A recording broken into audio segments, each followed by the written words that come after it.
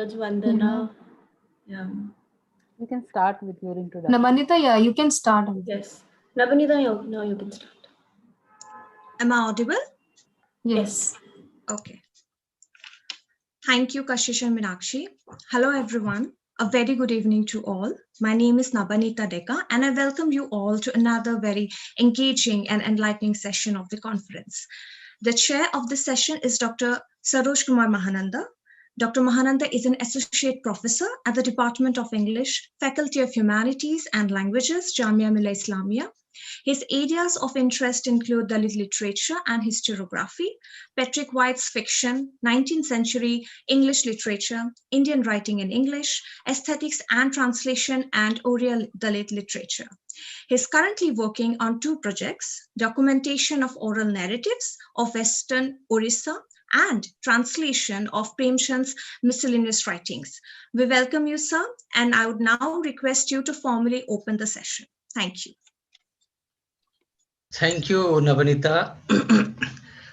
Thank you so much.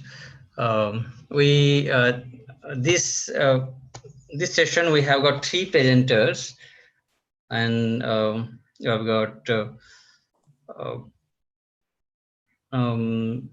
Dr.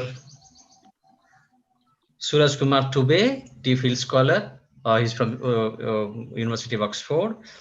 Another is Vandana Lal, Ph.D. scholar from Department of English, Delhi University. And then Aalim Akhtar, M.Phil scholar, Center for English Studies, JNU. So do we have all these three presenters? Yes, so we can proceed. Okay. Okay. So very maybe a quick kind of overview about their little bit about what they are. I mean, from the bio note that is there, I can just kind of quickly read out. Surajkumar Thube. He is currently pursuing D.Phil at Faculty of History, University of Oxford. His working research title is Print, Language and Counterpublics, the Marathi public sphere in late colonial Western India, that is 1920 to 1947. His aim is to analyze and investigate the emergence of lower castes as counterpublics. So this is I think the operating word. So lower castes as the counterpublic by their participation in print and performative spheres. This will be done. So that's what he has been doing. And I guess this paper would be some kind of extension of his work there. So and then Vandana Lal would be her area is also includes Dalit literature. She did her M.Phil in English from University of Delhi. She's currently doing Ph.D. in Department of English, University of Delhi, and she also did on Dalit historiography. And so, and then another one, the last but not the least, that is Aalim Akhtar. His area is detailed here as something like he did presently his research interests religious life writings from the late colonial period, where he focuses on emotions and religious practices. So these are the quick bio note that's there in that book of abstract.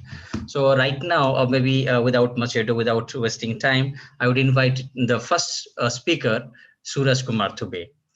Suraj. Yeah. Hello. Am I audible? Yeah. Yes. Okay. Thank you. So I'll just be starting off with reading certain sections of my paper. And I'll just give a very, very brief background of some socio-political debates surrounding the Marathi language in the late 19th century, and quickly jump on to the principal protagonist of my paper, who is Keshav Sitaram Thakre. For all those who don't know, Thakre was a very prominent social reformer and a writer in early 20th century Bombay. And he was also the father of Bal Thakre, who we all know as the founder of Shiv Sena, the Shiv Sena party in Maharashtra. And then obviously I'll hope to answer a few questions in the end. So here goes. The impact of print on the formation of a Marathi public sphere in the early 20th century needs to be contextualized in the specific literary and political sphere consolidation of 19th century. As Veena Narigal's excellent work on language politics and public sphere in 19th century has observed, the ideological influence of native upper caste intelligentsia on press, education policy, and other channels of communications was crucial in advancing upper caste interests as a social class.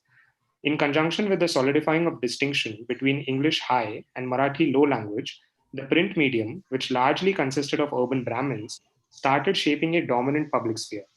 Using their proximity to power positions and their literate skills, the Brahmins were able to prioritize one particular register of Marathi language and thereby dominated the sphere of print. The perceptive rise of a systematic standardization of language championed a distinct upper caste set of morals and ethics, which particularly highlighted the idea of pure or Shuddha Marathi. This period also saw the rise of what has been categorized as Puneri Marathi. Dilip Chavan has used this term to describe how the exposition of one particular variety of Marathi underlined the social distinctions and power differentials among speakers. This primarily alludes to how Pandits, who collaborated with the colonial rulers in prescribing a set rule of Marathi grammar, refused to incorporate Persian, Arabic, and Urdu elements in modern Marathi. He provides examples of how Vividnyan Vistar, first Marathi literary journal published in 1868, and other pioneers of modern Marathi print presence like Daduba Tarkhadkar and Balshastri Zambhekar espoused writing in a pure way and proclaimed the Marathi being used in Pune as the purest Marathi. Vishnu Shastri Chiplunkar undoubtedly had the most decisive influence on the rise of modern Marathi prose style in the late 19th century. His aestheticization of political exclusion was discernible with his contempt for lower caste political and literary assertion, spearheaded by Jyotiba Phule. This standardization of language, along with a distinct tilt towards conservatism in the literary realm, as seen from the prominence of Chiplunkar's writings, completes the narrative of how local intellectuals exploited their middling position through establishment of newspapers and periodicals, especially after 1857. This raises the question of what happened to the intelligentsia's attempts to acquire a hegemonic position within the bilingual colonial social order from early 20th century onwards. I seek to argue that the 19th century dominant narrative of bilingual hierarchization between English and Marathi metamorphosed into a vernacular hierarchization between different registers of Marathi. This was largely shaped by the emerging public presence of non-Brahmin groups, both in the print and performative spheres. In order to understand the vernacularized phase of the mass politics era from early 20th century, this rise of alternative voices will highlight the complex overlaps and divergences, both in the language of politics and the politics of language. The start of the interwar period, and especially more so the year of 1920, is significant for two different reasons. The first one in terms of the evolving Marathi political sphere, and the second dealing with the changes in the nature of upper caste conservatism from late 19th century. The year 1920 is significant as the Congress session at Nagpur decided to set up its units in the provinces based on linguistic regions. This embracing of the vernacular by the Congress, which claimed to be the most dominant interlocutor of public discourse on nationalism, saw the rise of Marathi print material either supported or run by the Congress. More importantly, this also gave a reason for emerging non-Brahmin groups to assert their public presence through this renewed push for the vernacular. The second equally interesting development is the shift in the narrative of hegemonic elite upper caste conservatism, contested by an equally elite albeit dominant Maratha caste conservatism. In a paradoxical sense, this form of conservatism contributed significantly to the rapidly growing oeuvre of anti-Brahmin polemic. I argue that with the rise of mass politics from early 20th century, different non-Brahmin groups started carving out alternative spaces for themselves in the public domain. One of them was the Chandrasenia Kayasth Prabhu community, or the CKP community, whose members became intriguing purveyors of both conservative politics and social upliftment. Keshav Sitaram Thakre was one such instrumental figure whose writings and speeches characterized the growing trend of acerbic critiques of Brahminism. However, more often than not, they were couched in a very peculiar language of Hindutva. This embrace of the language of Hindutva can be seen from the way he describes the basic principles behind starting his new periodical called Prabodhan, Awakening, which earned him the sobriquet Prabodhankar.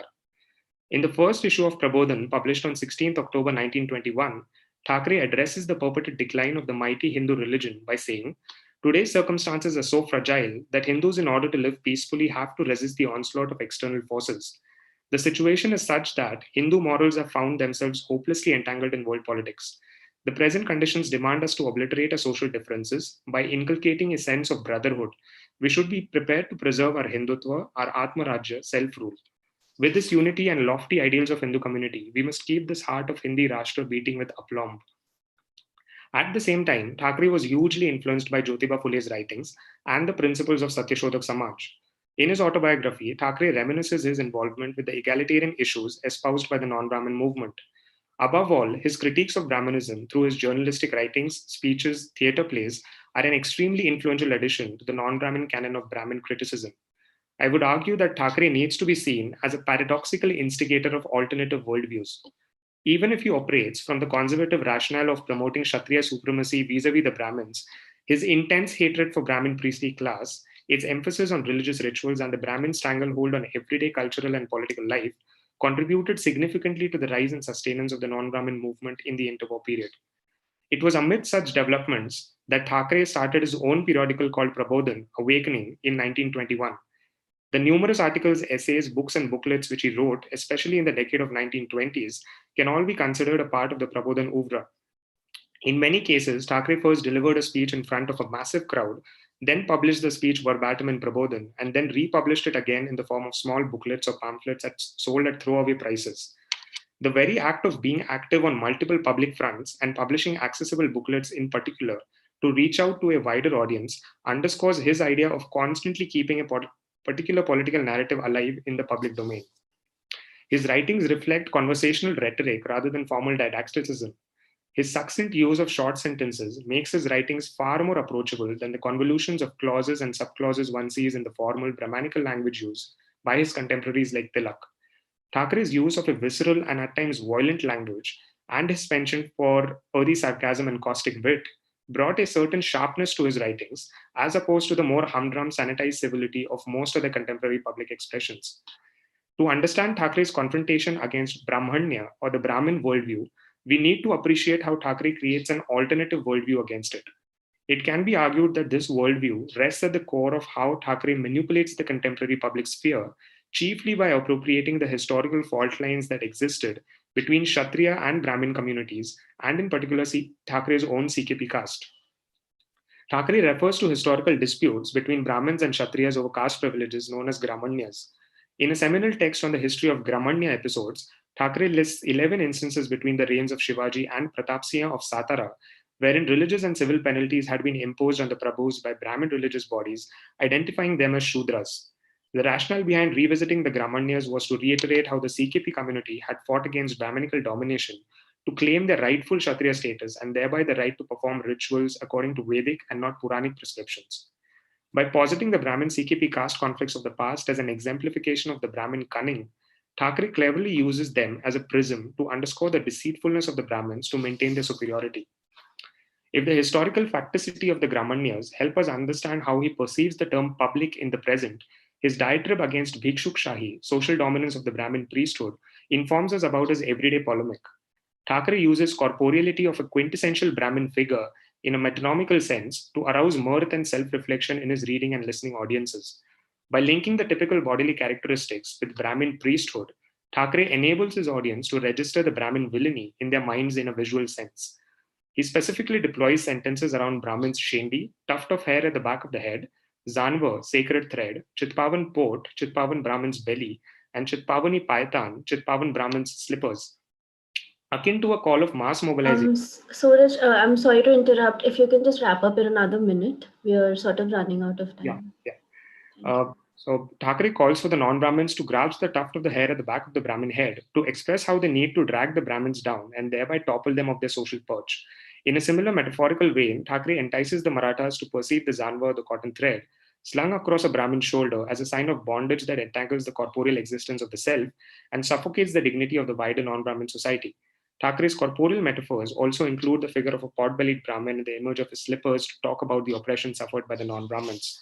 He also uses a lot of choices. He also keeps a lot of abuses for Brahmins, which I don't really have time to go into, but I would really like to talk about it in the Q&A session.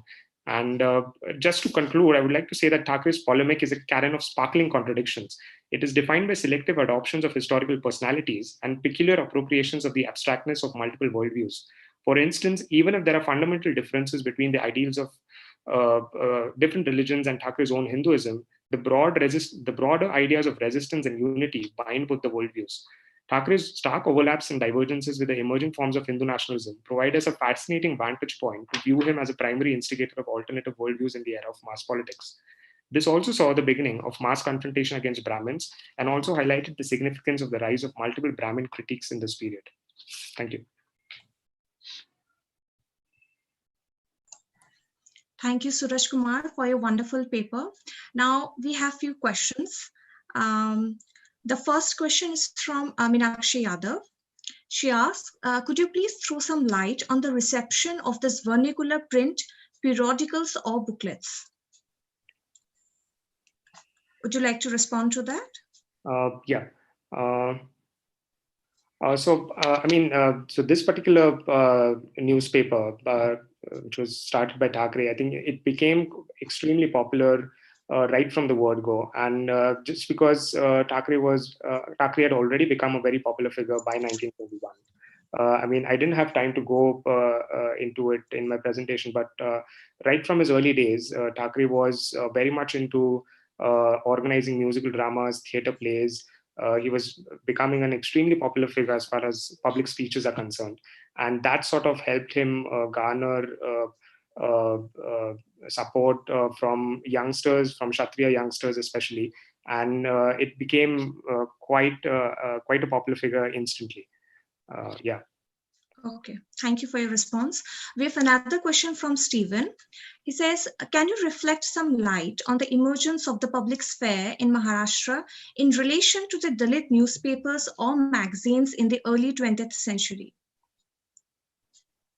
Would you like a response to that? Yes, this again is also the period, as is rightly pointed out, of the emergence of Dalit newspapers, especially the 3 or 4 newspapers which Ambedkar started from the 1920s. And the larger point I think trying to make in my own research is that the early 20th century period needs to be seen as the period which really saw the emergence of a range of multiple writings about which talk about non-Brahmin and anti-Brahmin polemic, and which wasn't the case really in the 19th century. We did have a few writers, but they were far and few in between.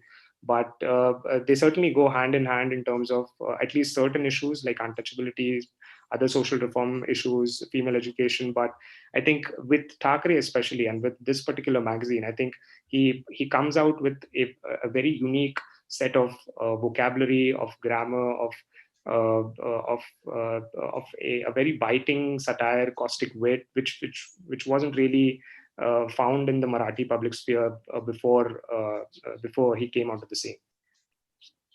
Okay, thank you. So I'm just reading out the final question due to paucity of time. So this is from Veena Naregal. She says, perhaps the significance of the 1920 movement may need to be disentangled from its representation in the self-narrative of the Congress or Indian nationalism. Was it a way of furthering or containing what in principle is the infinitely extending the community of insiders through language? On a related note, can the moment you speak of in analyzing Prabodhankar's Thackeray also as much amount of ventriloquism in speaking against Brahmin domination?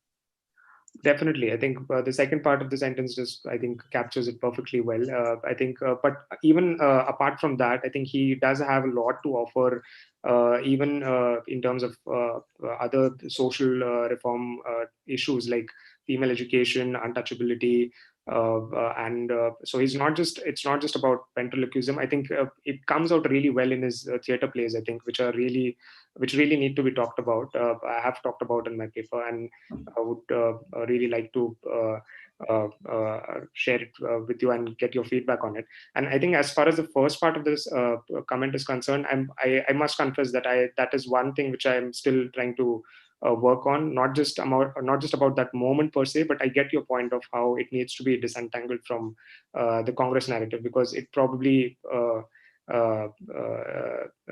it was probably done for different reasons, and different communities are receiving it in very different ways. So yeah, thank you for those questions. Thank you for your response, Surajkumar. We now move on to our next presenter. Over to you, Sarusa.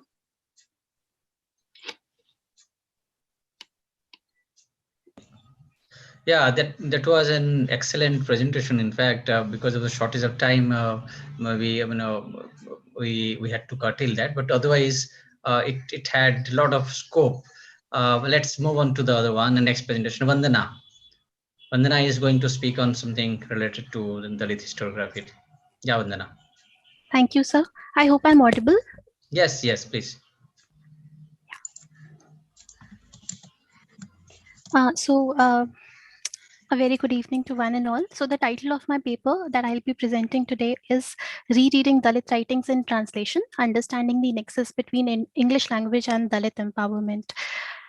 As we have been discussing since yesterday in this conference, that power relations between different languages within India and of various Indian languages with English are ridden with a lot of inequalities.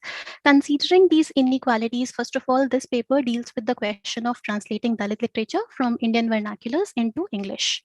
To this end, I will discuss the Dalit response to English, like Chandrabhan Prasad, who not only hails English as the mother goddess for Dalits, but also proclaims Macaulay as the father of Indian modernity and Dalit empowerment. This attitude is significantly shaped by the politics of standardizing a select few vernacular Indian languages over their dialects, which mostly belong to the lower caste, and further marginalizes the literature produced in non-standardized dialects by the Dalits. English language arguably helps the Dalits do away with the hegemony of standard regional languages. The way hierarchy pervades the social order in India, it equally pervades the linguistic order.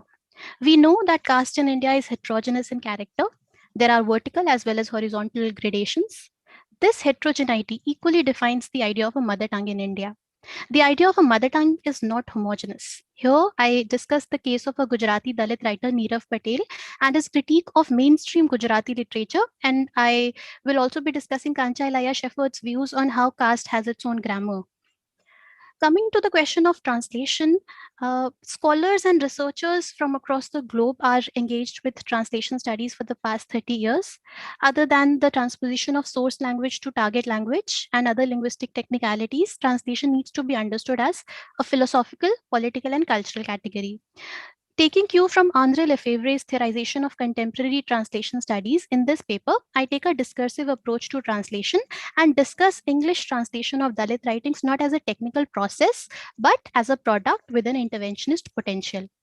Now, this requires figuring out the position of Dalit writings in English translation in the larger world literary canon, because it is ultimately the worldwide circulation of Dalit writings in translation which is significant in deconstructing the idea of India as a caste-free country. For instance, Dalit writings, especially autobiographies, necessitate a rethinking of Indian history in the Western eye. In the last section of the paper, if I'll have time, I will touch upon the idea of the politics behind translating Dalit literature, where one can ask questions like, what if a translation aims to subvert the original? What if in the name of enhancing accessibility, it gets transformed? What and who does the translation empower, the source text or the translator? And what happens when a non-Dalit or a non-Indian translator translates a Dalit text? Now, coming back to the question of English language and the Dalit subject. British colonization in India with the eventual introduction and spread of English-based education led to the consolidation of a value structure wherein all things British were considered better. The post-colonial legacy of British colonization in India is its language, which has stayed back. English, being the erstwhile colonizer's tongue, is powerfully commanded by urban-based Indian elites. Although it is still exclusively possessed mostly by the affluent and socio-economically privileged, but it is increasingly yearned for by all, irrespective of class, caste, gender, or religion. Hence, to expect an adequate enunciation of Dalit realities and regional quintessence via English may seem paradoxical. The vernacularization of English studies in India, however, has somewhat yielded a democratic and accessible character to the language. The English public sphere in India, although gradually increasing, given the vast population of the country, is still small. In the absence of any other alternative, however, English is increasingly emerging, and significantly so, as a pan-India Dalit language, connoting Dalit solidarity. Nonetheless, the location of the Dalit subject, even about 20 years into the 21st century, traverses from an urban-based educated middle-class Dalit to a rural-based scavenger. Hence, to discuss Dalit writings in multilingual India as a homogeneous archive is as problematic as homogenizing it in the English language through translation. As Rita Kothari notes, that while caste experiences as documented in Dalit writings are transiently local in nature with region-specific registers, the English language has no memory of caste. The concept of caste, according to Rita Kothari, is alien to the English language. Despite the fact that English has remained a language of the privileged ever since its introduction in India, the non-privileged yearn to learn it. In a study on the English language usage in academic spaces in India, Vai Ramanathan observes that cultural and economic factors keep the Dalit, Bahujan, and Adivasi students outside the exclusive, elitist, and metropolitan knowledge sharing circles and classroom setups. Ramanathan notes that the Dalit and OBC students seem to struggle more than the others. These are the students most in need of English. I am quoting him. These are the students most in need of English, yet English seems farthest from him, unquote. Hence, if we perceive English as a casteless language and also as a language which is still not within the reach of the Dalits, then one may ask, how does it suit the Dalit cause? A doubt arises as to whether a language of the oppressors and colonizers, one that exhibits power, can articulate the fragmentation and resilience of the dispossessed. Can Dalit writings in English translation prove as an illustration of counter-hegemonic and alternative use of the English language? In a poem titled Dilemma, a Dalit writer and budding independent publisher Yogesh Maitreya writes, and I will be quoting these lines from this poem of his. My father sang to me in a language his father taught him. My father sang to me in a language his father taught him, hence in it his rage had clarity, his love was sublime. But I grew up much greedy. I wrote in English and kept on writing. Later, father's words turned voiceless to me. I turned deaf to his song. I grew up mean. Today I imagine, if I have a son or a daughter, what song shall I sing to them? Precisely in what language shall I sing? Question mark. The dilemma to use or not to use English, as is faced by the poet here, also needs a lot of attention. Any study taking into account translation of Dalit writings into English demands an addressal of the following questions. Firstly, given that language is an identity marker with differences in diction, vocabulary, syntax, and accents, it helps identify a person's caste and class. Hence, the relationship between standard registers of regional Indian languages and the non-standard vernacular forms of those languages gives rise to linguistic exclusion. Secondly, one may ask whether or not a mother tongue yields the same meaning for everyone. The construction and consolidation of a mother tongue, especially in a multilingual country like India, is a political act. For by and large, it is the privileged few or the upper caste who happen to own the Sanskritized standard registers of vernacular Indian languages. Hence, we know that languages are driven by hegemonic forces and desires. Language acquisition by children from both the upper caste and Dalit, Bahujan, Adivasi communities is determined by cultural, geographical, and educational factors. The language of pastoralists, artisans, Dalits, and other dispossessed and marginalized sections, as is noted by Kanchalaya Shepherd in Why I'm Not a Hindu, is inflicted with the materiality of locality, occupation, everyday existence, mostly oral production, labor-related activities, memory, and inheritance. This is how multiple languages exist within the same spectrum of the official standard language. I quote Kanchalaya Shepherd, where he writes, caste language is structured by its own grammar. It is a flexible and alert grammar designed for production-based communication. Though it has developed without the help of writing, it is no less sophisticated than standard Brahminical Telugu, unquote. The idea of a mother tongue in India, hence, is not homogeneous. Caste-based discrimination, also owing to the politics of standardization, plays a humongous role in alienating the Dalits from their standardized Brahminical mother tongues. In his article, Gujarati Mari Matrabhasha, English Mari Foster Mother, noting how English is a language of human rights and holds the potential of Dalit awakening in India, Neerav Patel writes, and I quote, my innocent Gujarati has taught me fine things of which one is endurance. But it did not tell us the reasons how caste and class were the basis of oppression perpetrated upon the deprived and the Dalits, unquote.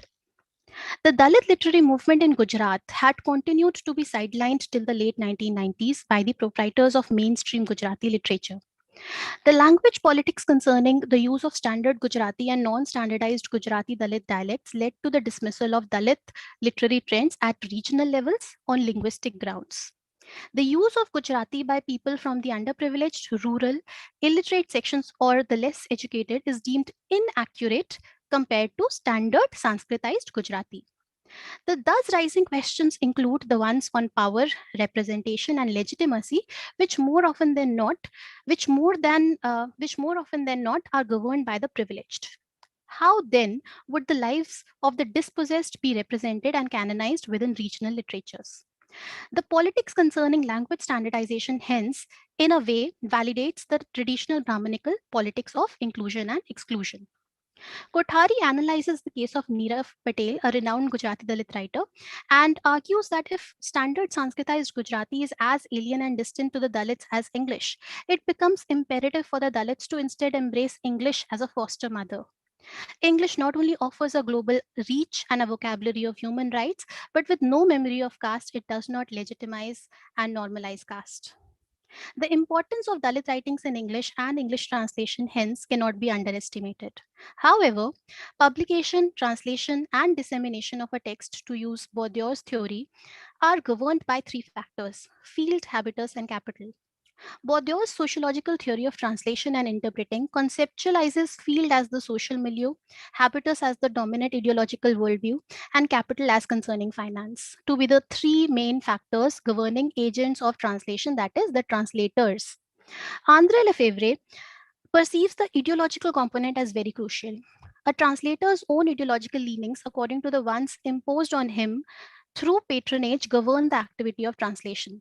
Ideological politics and historical moments can affect the process of translation as well as the choice of the source text for translation. Accordingly, any representation of the subaltern is infused with power relations. Its writing in a vernacular and rewriting as translation indisputably reflects certain ideological parlances. The interplay between power structures and ideological politics invariably influence translators and translations, so much so that it may lead to preservation, perpetuation, and also misappropriation of socio-cultural hierarchies. I'll just take one more minute and conclude.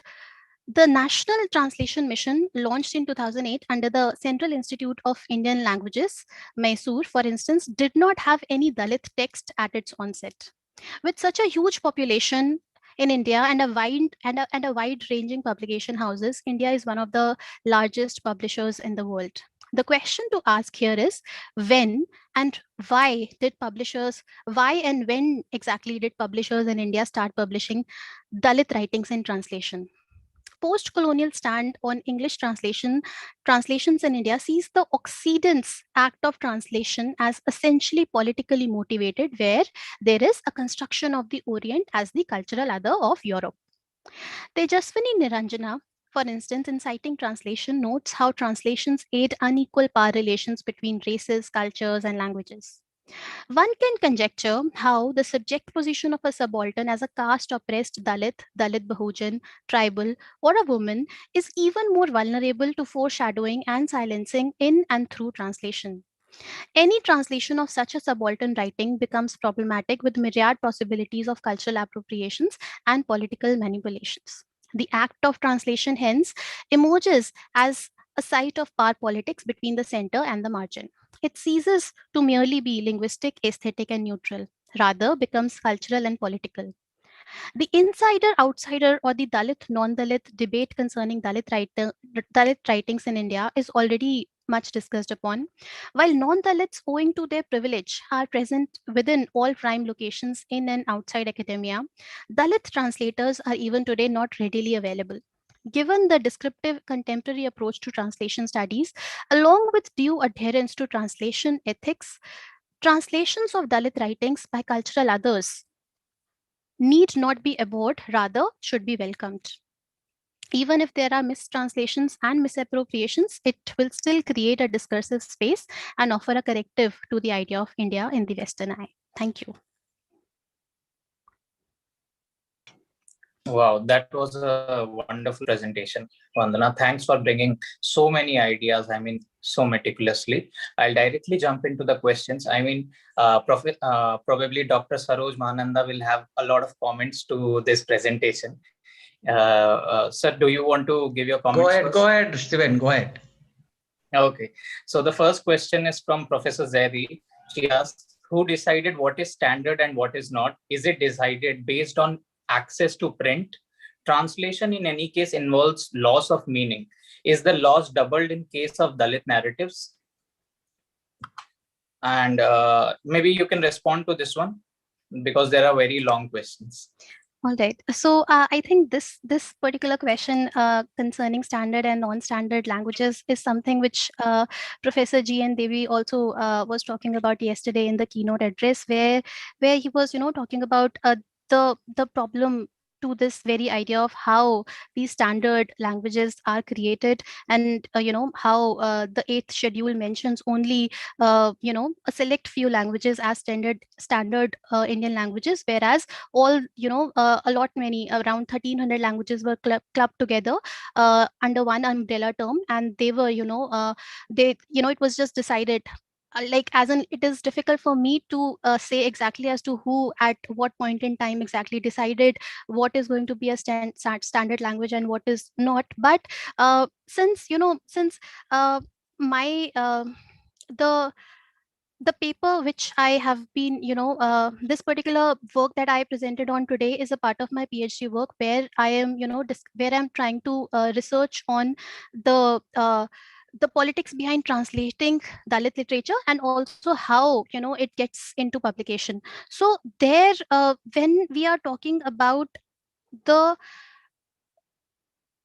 when we talk about it from the from the perspective of history, as to what all have been the reasons why certain castes have been marginalized historically in India, we it's not about generalizing, but we do we have to say that it's been the privileged classes slash castes who have been at these dominant authoritative positions of making such decisions. So gradually, obviously, these decisions have been in one way or the other have been governed by certain casteist ideologies also, where also because the Dalits never had the chance of acquiring school based proper education. So the kind of literature that comes in from those communities is not something which is which is being written uh, by by mainstream, by upper caste people. So I think that is very difficult for me to answer as to who exactly decides what is a standard language and what is not. Also, to come to the second section of the question, where you mention about the loss in translation. I think yes, but by the end of my paper, which I was not able to complete thoroughly because of paucity of time, I have I've been trying to suggest how the loss, when we talk about translation, it's not the loss which we need to be concerned with, because I was in the paper also I was trying to suggest that in order to bring about a discussion on the Dalit discourse, it's important to bring it in translation, so that the problems, the caste problem that is plaguing India would be circulated worldwide, and there can be an answer, there can be a solution to it. So I think the loss, whenever we talk about a translation, whenever we read a translation, the concept of translation and misappropriation and negotiations, all of that is very much there. We cannot do away with that. But I think you Okay. answered my question. Please move on. Yeah. Okay. I'll ask the next question. The next question is by Farah Noor. She asks, can the fact that apart from being the language of the oppressor, English also is the global language of neutrality, be seen as a language that could enable Dalit writing in post-globalized world to talk beyond language hierarchies in colonial and post-colonial India? And if so, how can Dalit writers use English to negotiate with the doubly oppressed linguistic past? And I'll take another question. So this is by me. When we talk about English as a pan-Indian language. I understand that you're suggesting a possibility, because when we discuss the vernacular language, the vernacular can be a hegemonic space as well. My question is, which English does the Dalit write in? Is there English a new grammar, a subversive discourse, or an appropriation of the already present hegemonic English that the post-colonial discourse has for long retaliated against? Yeah, absolutely. I would like to begin with answering your question first, where you were suggesting about the kind of English that is being used by the Dalit writers. So I think I started my presentation by suggesting that caste is heterogeneous in character. So the same thing can be applied to the social structure in India, as well as the languages, different languages that are spoken in India. So yes, definitely the kind of language, which not only the Dalits, but even upper caste people in India speak, that is not the, the English that is spoken in Britain.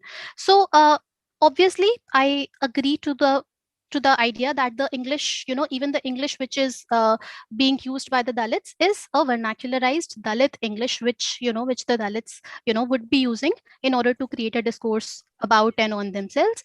The second question was about the importance of English.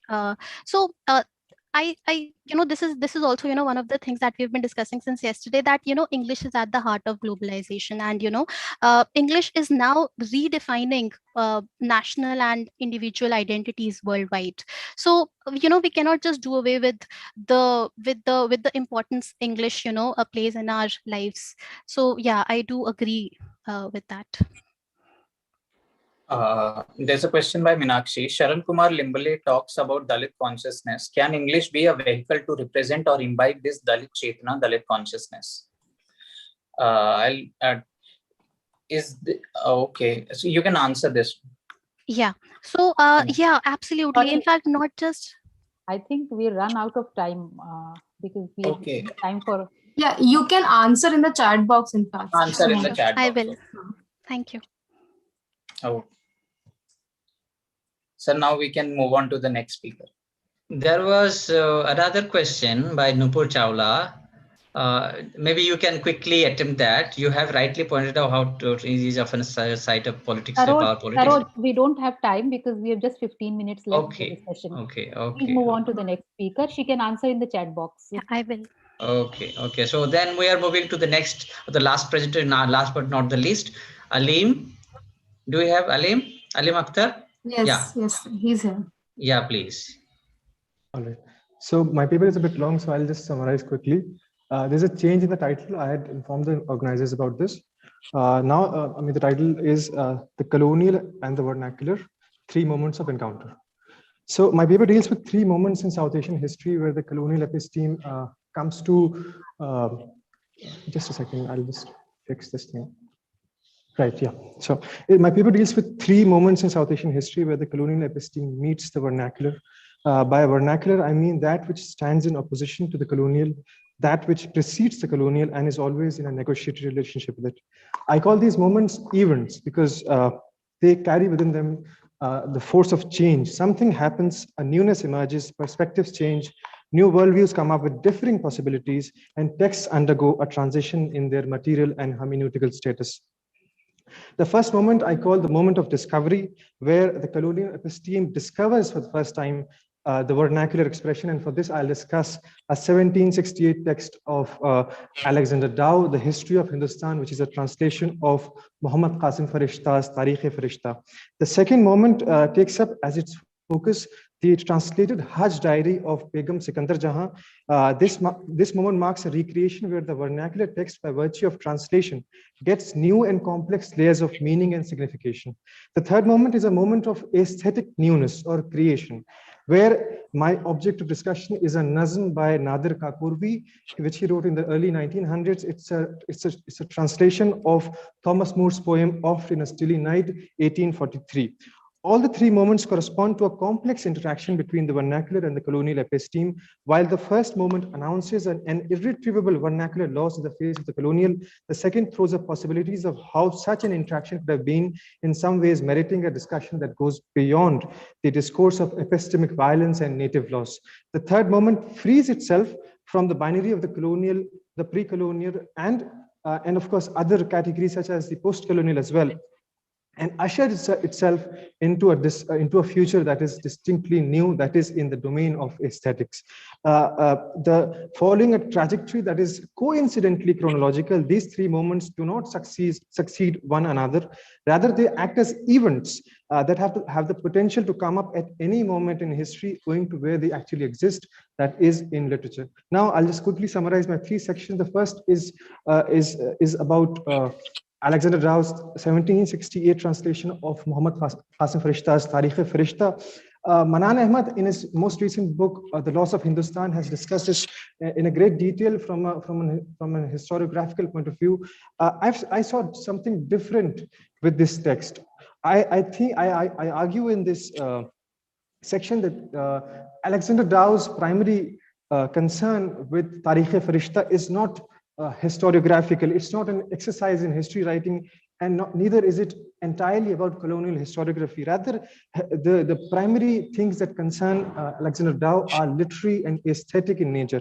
Now, I also see that there is a certain tension between the literary and the historical in Alexander Rau's reading of Tarikh-e-Farishta. First and foremost, I can't go into the details of this entire analysis. I'll just quickly give some points. So first of all, it's a translation exercise for Alexander Rau. He kind of by mistake comes upon this text and decides to brush up his skills in Persian.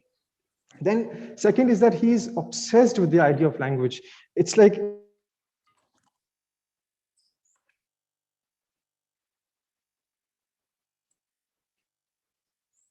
other Oriental texts. So the idea of the literary predominance reading of Tarikh-e-Farishta, and the primary motive remains a literary aesthetic one. Now, another thing that kind of dominates his reading of Tarikh-e-Farishta is the idea of genre.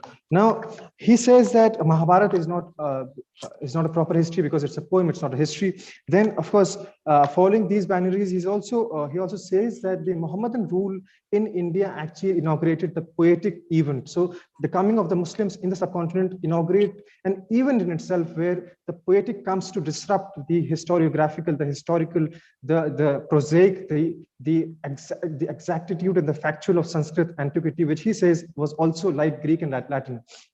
So for him, these binaries signify a certain clash of civilization that primarily happens in the field of literature.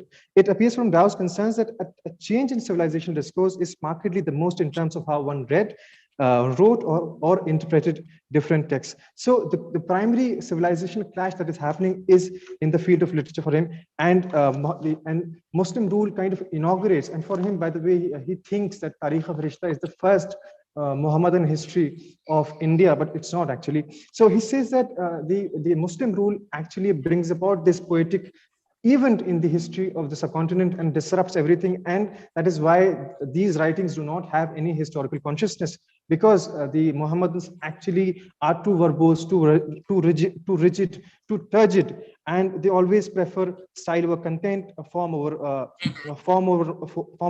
matter, a certain verbosity, unintelligible emotions and feelings that dominate reason and intellect, and most of all, the inability to place themselves in any historical consciousness. Now, so in this meeting of the colonial with the vernacular, there is a certain issue of literary sensibility that is central to this debate. Now, the important thing, am I audible? Right, okay. So I have two people who discuss this certain literary sensibility. The first is Shamsurwan Farooqi in his essay Constructing a Literary History, a Canon and a Theory of Poetry. I'll just quote it directly from him. He says, the main reason for the absence of literary histories in Arabic, Persian or Urdu before the modern age is that present and past cultural production was viewed in those centuries as existing simultaneously. There was no real past, everything was synchronic. Poetry was conceived as an activity that was just there like air, with needing no etiology. So basically what Farooqi is saying, his essay on Abe Hayat, Muhammad Hussain Azad's Abe Hayat, he has two major arguments to make which are relevant to my paper. The first is that the literary has very little to do with the historical, meaning that adab or literature as it existed in the vernacular before the coming of the colonial episteme. It did not need any historical markers. Second, the tension of the literary and the historical is restricted only to the colonial readings of people like Muhammad Hussain Azad, and of course, if we extend this argument to Alexander Rao as well. Now, there's another person who has a similar take, and we could perhaps take his arguments and extend the same idea of a literary sensibility to non-Muslim cultures as well. And this is Milind Vakankar's work on Kabir. Now, Milind Vakankar asks why are people still writing Kabir? Why people still able to compose Kabir?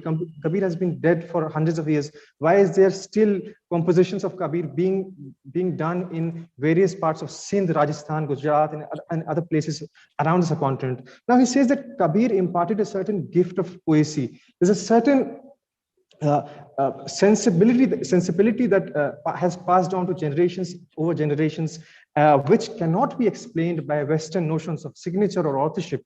We can't really locate the origin of this sensibility. And he says, he calls this sensibility as a key, and whoever has access to this key can write Kabir, can actually, there many Kabirs can exist even in this moment. Now both Farooqi and Vakankar point to a certain literary sensibility in the subcontinent, which is not a muhtaj, which is not dependent on a certain historicity, on a certain time frame, because it can exist in a certain continuum, in a certain seamlessness.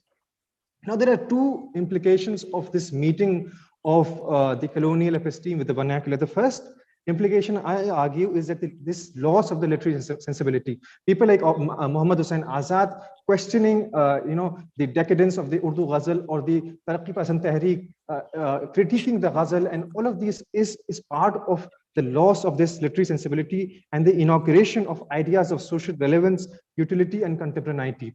The second implication of this meeting between the colonial and the vernacular is the creation of the archive.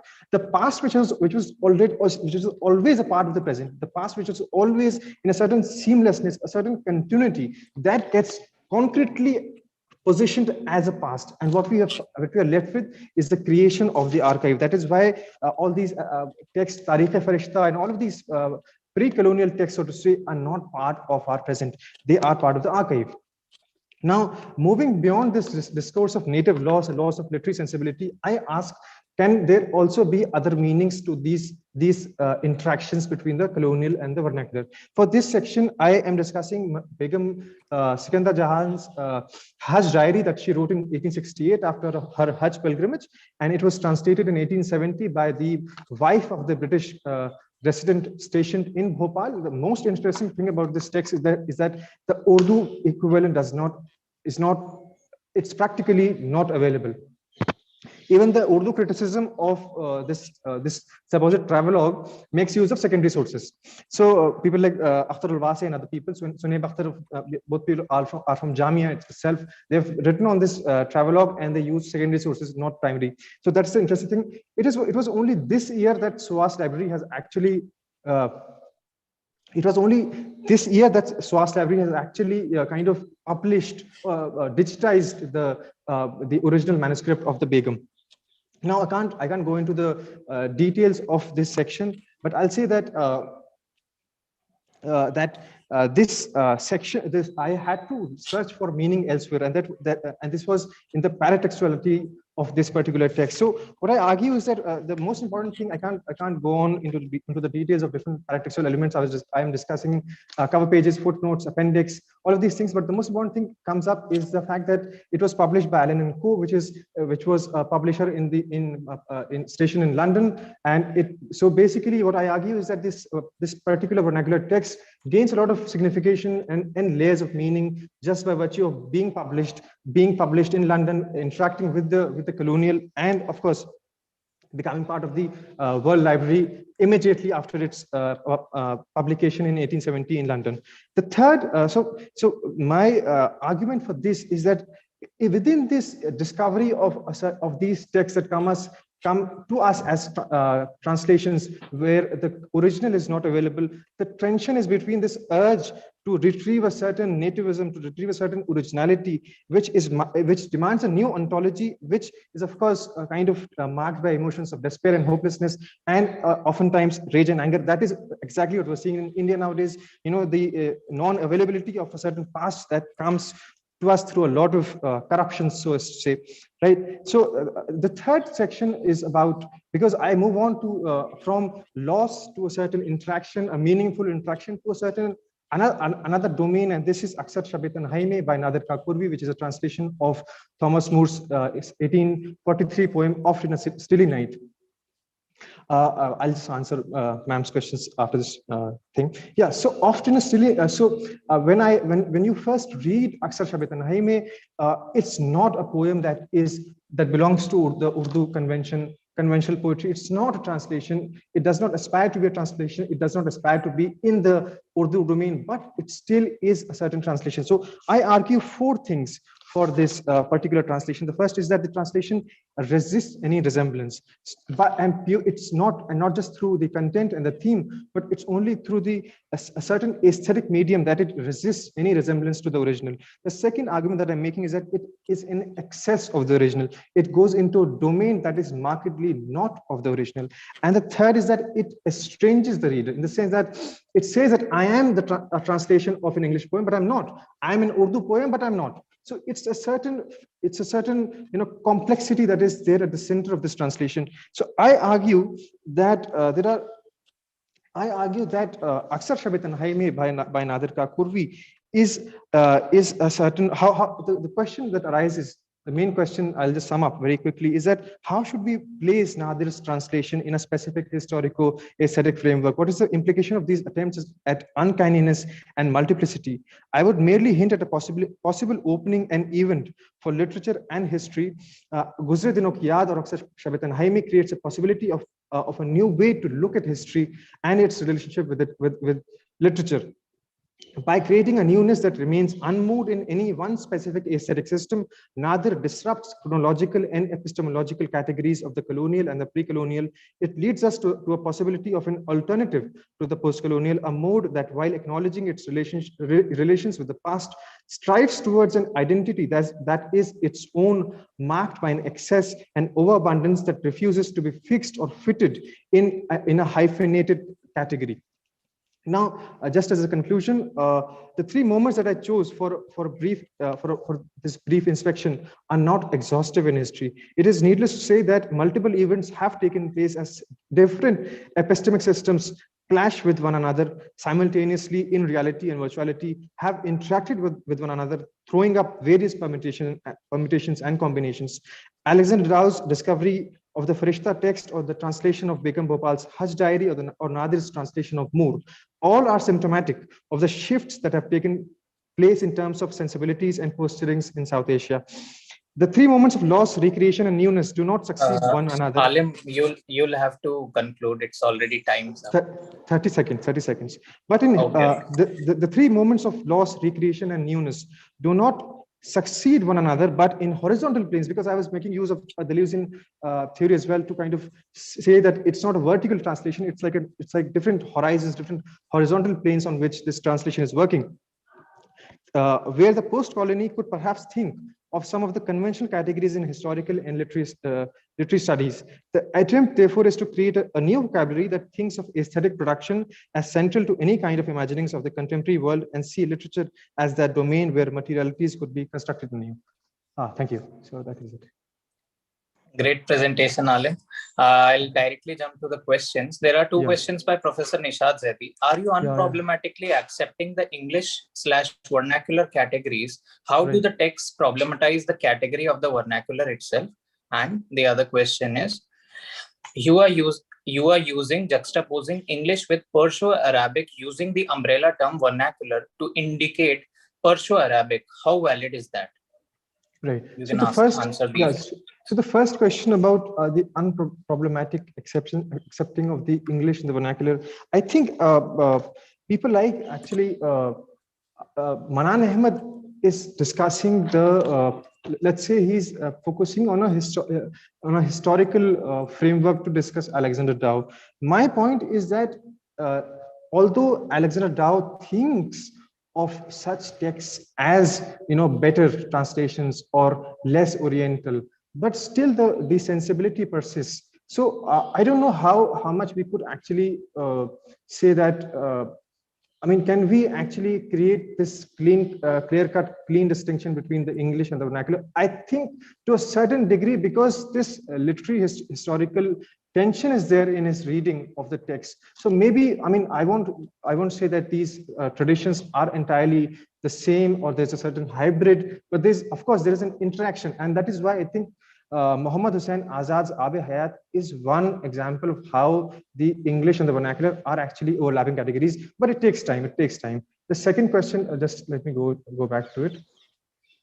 How valid is your use of English for Perso-Arabic? Right. So I am that was a doubt that I had in mind. Of course, it's a valid question. How valid is Shamsur Rahman Farooqi's example and Milind Wakankar's example? Because Wakankar is talking about Kabir, Farooqi is talking about Perso-Arabic, the Persianate or the Islamicate, let's call it. I really don't have an answer. Do we really can we really say that the Persianate is not native to the subcontinent? Right, that is the question. I don't think it is. It is as much vernacular as it can be, no matter how much governments in the past UPA government removed Persian and Arabic from the UPSC language list. You can do that, saying that these are foreign languages for us, for people who are still being brought up in families with Arabic and Urdu. There's a mother side education. There are people all around us. There's right next to me right now is the Arabic department in JNU. So I don't think how much you can say that the Perso-Arabic framework is not vernacular. I think for me it is indeed vernacular. It is because Bedil, come on, Bedil Dehlvi is writing in wait, there's another question. Is native synonymous with vernacular? How about Sanskrit? Is that also vernacular? No, I mean either. I mean, I don't have an answer to Sanskrit. I have. Can we perhaps not?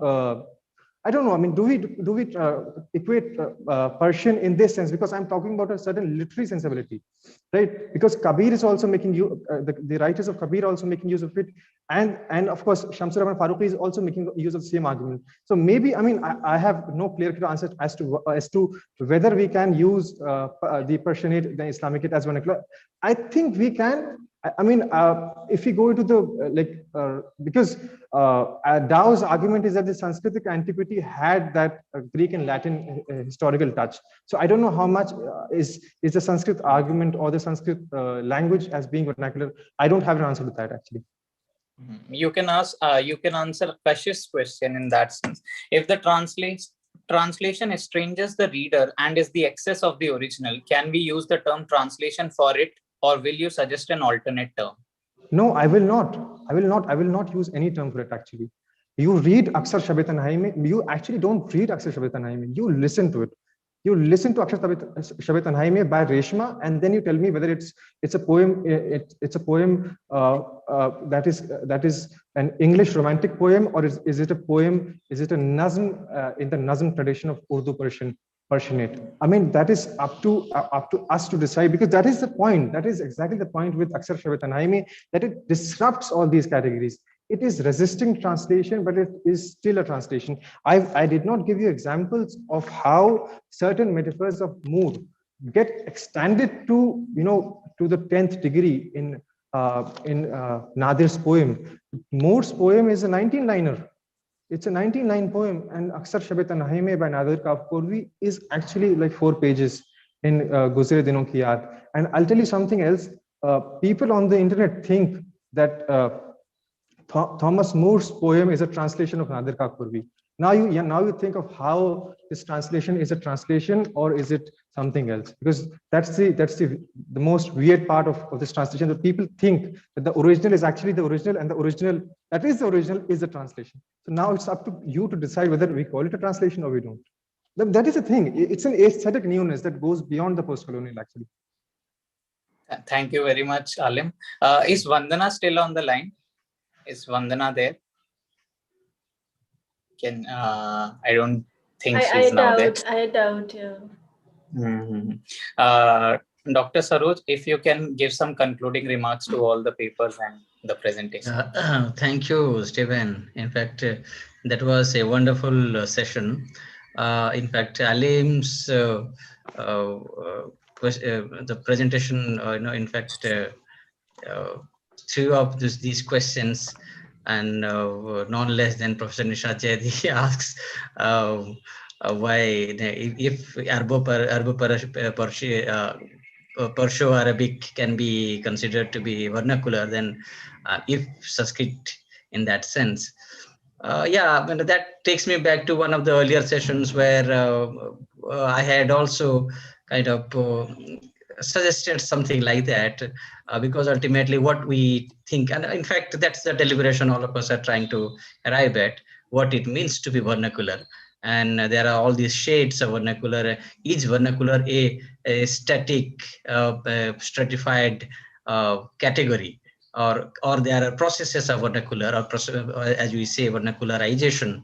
So in that process, what are the socio-cultural, historical processes or contributions or contributors contributing to this vernacularization of a particular language? That's the question that is being thrown up. So of course, there are no easy answers to this. And in fact, if I can briefly sum up, and maybe the last whatever one may say, the Chayasima kind of thing. Yeah, we had a brilliant session with three different presenters, and taking up three different those trajectories. Thube, Suraj Thube, he takes up this print culture and all those things, the Dalit and Marathi and upper caste, and how upper caste rights and ventriloquism, the questions that came up, how they are actually trying to bring out that thing, the caste aspect. Of course, caste, all of us know, caste is also is the, it's a phenomena that can never be wished away in India, and it interplays into this vernacularity. So anything that is happening, whether it is in English or Marathi or Sanskrit or Persian or Perso-Arabic or any other language that operates in the realm of power, that of course has to go through these prisms of caste and class. So we had these papers. Vandana's questions was also there, and there are so many questions, I think, but because considering the shortage of time, we could not address them. And so wonderful session, so many takeaways, and I think we can wrap it up now, and because we are waiting for a further enlightening and far better kind of enriching sessions ahead. So I think we are at the end. Thank you. Thank you very much, sir. Thank you for chairing this session, and thank you to Suraj, Vandana, and Aalim for these wonderful papers. There was a lot of moorings in that through which we can think further.